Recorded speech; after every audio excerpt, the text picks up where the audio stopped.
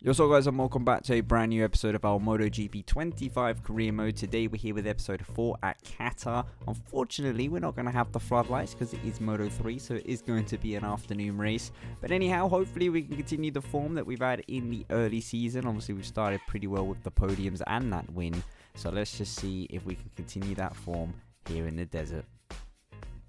Very warm welcome from the Qatar Peninsula. We're at the Lusail International Circuit near the capital city of Doha.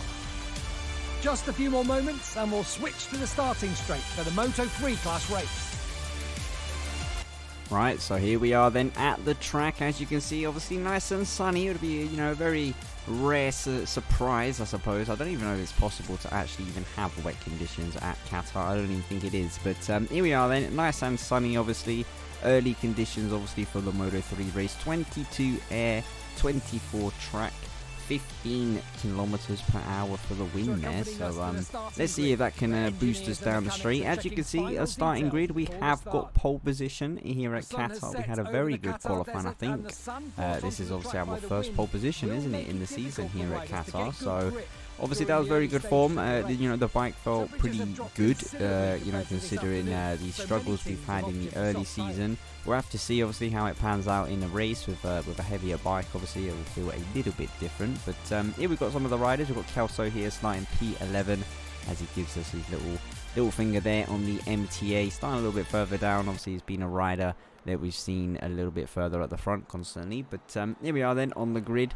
We are going to be going for medium in this race because I feel like the tyre wear around here, especially with the heat also in the sun, is going to be pretty high. So softs are probably not all that negotiable. But here we go then on the grid. Medium. We've got Forsato there in second and Rueda in third. So we've got 5 red lights are on and 5 red lights are eventually, they're still on. Here we go, the lights are out and away we go. They were held for a long time there. We've got a pretty bad launch. I mean, I felt like we had a good reaction time, but we haven't really seemed to have got away all that well as we drop into 4th here going into turn 1 behind Pini, who's got a pretty good start there, jumping us obviously, and a couple other riders I think there on the Dynavol as he looks to try and go up the inside of Raider. It's not gonna obviously quite work out there for him, so hopefully with the different lines, hopefully we can get the momentum here through turn 3 and see if we can get up the inside in turn 4. We're a little bit far back, so it's going to have to be a bit of a lunge if we're going to do that. It's not going to be the case as Raider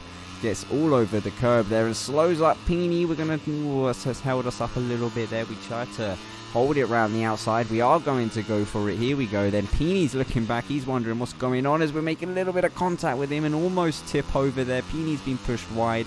He might lose a position to Lunetta, and that doesn't seem to be the case there as he starts to gain a little bit of momentum. There's Raider once again riding over the curb. So Forsato here is pulling out an early lead. Look at this. What a lap 1 from the Team Asia bike. He is gone as we just creep over the track there, picking up our first I think track limits already here on lap 1, which isn't ideal. Qatar is a hard track in terms of track limits, especially this section that we're coming up to now. All these fast rights and pretty much anywhere really on this track it's pretty easy as Pini comes flying into that corner and he gives us a little bit of a scare and he's going to try and come up the inside on the second right. He doesn't quite manage it as again we just creep over the white lines, and that's already 2 warnings in 1 lap. We've got 5 laps of this race to do, and we've already got 2 warnings, so need to be careful about that.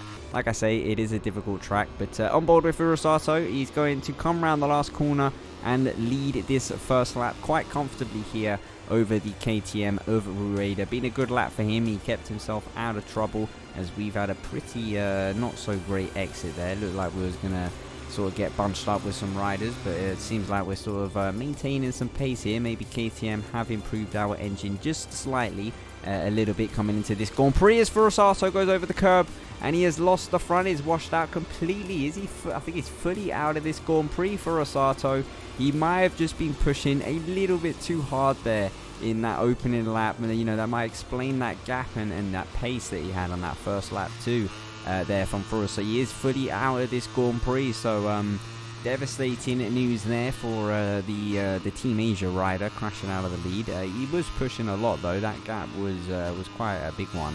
For lap 1. It's not like everyone else was sort of really battling behind, but unfortunate there from Forasato, just pushing a little bit too hard and just taking a little bit too much curve there through turn 1. So we're going to have to be careful about that, because obviously, you know, when we see someone else crash, it does make you wonder. But as you can see in the bottom right there, team objectives, we haven't really talked about this, but you know, for this first part of the season here as we chase Rueda, it is to beat our teammate, and we are rather doing that very comfortably. Our teammate Cormac is not liking this current bike we have whatsoever. He's not really extracting anything out of it. We're trying our best. You know, we are being held back certainly in certain areas on corners and things, but we are trying our best, and you know, so far I'd say we had a pretty good start to the season here with double podiums and a race win in Austin, and currently obviously looking like we're currently fighting for a podium anyway.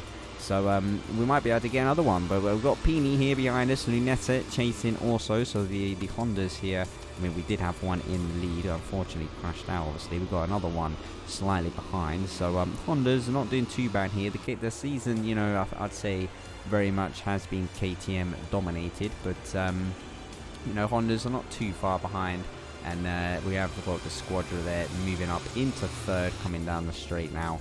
So he will be behind us now, Lunetta, and trying to have a ding-dong with us. We've had a couple ding-dongs with Lunetta now throughout this season, so we'll have to see how that goes. Hopefully we can keep him behind, because obviously we want to focus on just sort of catching up to Rueda. 99 versus 99 right now, as we're both leading the way. But, you know, we're not really sort of closed in too much, to be honest. The pace is fairly similar between us both, so I'd say we're very much going to have to, you know, just keep piling on this pressure and hope that he makes a mistake, which he might have just done there. He might have done the same thing he done earlier on in the race. We couldn't quite see because of the camera, but we are a lot closer coming into turn 6 here, this hairpin, than what we were, you know, in the previous sort of shots from corners. But also if you're looking at tyres there, considering the track temperature and the sun in Qatar and the desert and everything going on, our tyres aren't actually in the optimal sort of temperature here. It's a sort of, it's not really green, it's like a light sort of bluish, greenish, Turkish sort of colour there. So that isn't ideal. I was a little bit surprised about that. I weren't too sure why that was happening. Maybe it is the, you know, being a harder tyre, but like I say, with the temperatures and stuff, why should that be happening? But we're trying to get out the inside of Raid. It's not really sort of giving, you know, happening here, but you know, we've rung off the track again. Lunetta tries to take advantage. We almost rung off again there. Very lucky to not go off, although we have gone off here, and that is our 4th warning now with 2 laps left in this Grand Prix. We are 1 warning away now from a long lap, which is far from ideal and not what we want. I don't even know where the long lap is. I dare say it's at the hairpin around this track. I've not actually really studied where the long laps are on most of these tracks, because it's not something that I really normally get. But you know, in this case, when we're 1 warning away, it's definitely crucial for me to start looking at the map and just thinking, right, where actually is this thing in case we need to do this. But we slot ourselves back into second, although we might have Lunetta coming back up the inside. It looks like we are going to keep that position though, but slot ourselves back up into some you know, slight clean out, and we've got Raider not too far ahead, half a second ahead. But yeah, it doesn't seem like we really, even though we got the pole position, it doesn't really seem like it's translating into the race pace. Like I say, the heavy bike and you know, the quali bike, they do feel pretty different. Obviously these races are pretty short, but the game, you know, it translates that into the race distances and stuff. So even though it is only a 5-lap race, that heavy bike for those first, I'd say 2-3 laps does feel a lot different to the one sort of at the end here. But obviously at this point we've got a lot of tyre wear, and in this case tyres that aren't even in optimal temperatures, so it's not really ideal for us. It's not really the race we were sort of expecting. You know, when you get pole position, you very much expect to ride off into the distance, sort of like Raiders doing here, you know, just sort of controlling the pace, you know, not maybe running off by miles, but very much, you know, expect to be leading every lap. And unfortunately for us, we're spending most of it sort of looking backwards really, instead of really making any progress to Raider. We're not losing, but we're not particularly making progress. So we've got Fernandez here, and look at this, they're both coming up the inside of us. Well, one of them anyway. Luneta's come up the inside. Pini has tried it. He's going to try into turn 14. He's slightly just cut over his nose there. That was a little bit risky, but luckily for us and Pini, obviously, it has all worked out pretty well. But Luneta has managed to overtake us then, which is rather annoying as we come into the final corner to start the last lap of the Grand Prix, and we are going to have to sort of work for it here to try and get this second position. But Raider then comes across the line to start the last lap of the Grand Prix. Surely he has got enough gap here between himself and Luneta and ourselves, obviously, here in third, to not really sort of be too threatened as he chucks the bike quite aggressively there into turn 1. That was a little bit interesting. But yeah, for ourselves, we need to sort of just focus here on keeping ourselves, flowing. We need to obviously try to get by Luneta, but we can't really sort of mess about too much with our racing lines, because if you look at this camera, we've got a whole train of bikes behind us. We've got Pini, we've got Almanzas right there, Kiles, we've got some other riders which I'm not too sure who they are, but we've got a lot of people just right behind us. So we've got Luneta having a little bit of a slide there, so some tyre wear going on for him. We've got tyre wear ourselves as we're trying to just right under him. We are setting personal besting on this last lap, so you can tell that we are really pushing to try and get to this second place. I'd say the win is probably slightly out the picture unless Rueda makes a little bit of a mistake. We have sort of closed in a little bit, I'd say, in this the first part of this lap here on the final lap, but it is still a little bit of a gap to the KTM rider as we come through this long left tyre killing corner. And we've got a couple bike lengths here to sort of catch up there to the Squadra bike. It's going to be hard through these tricky rights because it's not really my the bestest of corners. It's quite hard to nail every single lap, but we've fortunately not lost any positions to the riders behind through there, so we've got a clean run and we can try and line it up into this last corner. Luneta looks like he has closed up quite a bit, to Rueda into this final corner. So is he maybe going to line up a move? He isn't quite close enough, but we've got quite, I don't know where the line is specifically around here in Qatar, but it is a pretty long straight. He's going to get into the slipstream. Wow, that gap looks like quite a big from this camera though, but look at that, we've managed to come through, I think, and get Luneta. I'm not too sure, but I think we managed to get him there.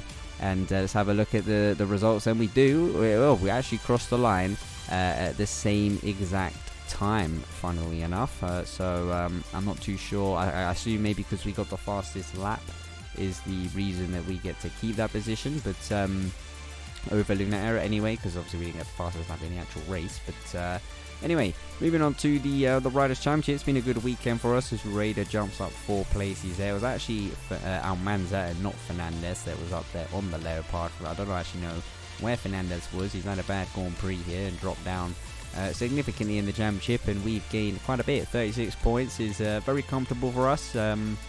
Not what I expected, to be honest, coming out of Qatar anyway.